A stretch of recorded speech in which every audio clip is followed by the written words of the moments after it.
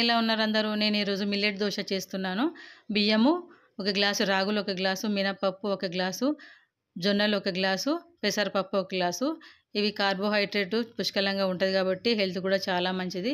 Vitamins కూడా ఉంటాయి. రాగులు కూడా ఉన్నాయి కాబట్టి ఈ రాగి జావ తాగని వాళ్ళు కూడా ఇలా మిల్లెట్ దోసలాగా చేసేసుకోవచ్చు. అది నైట్‌కు నానబెట్టుకున్న తర్వాత ప్రొద్దున మనం గ్రైండర్ పట్టేసుకోవాలి.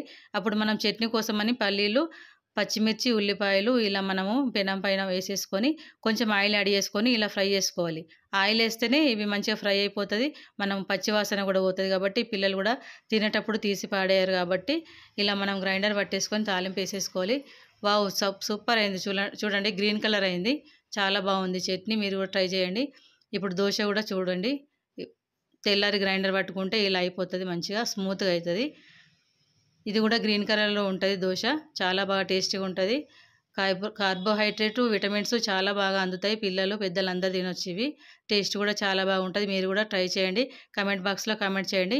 నా ఛానల్‌ని సబ్స్క్రైబ్ చేసుకోండి. లైక్ చేయండి, షేర్ చేయండి. మీరు కూడా ట్రై చేయండి. ఓకేనా?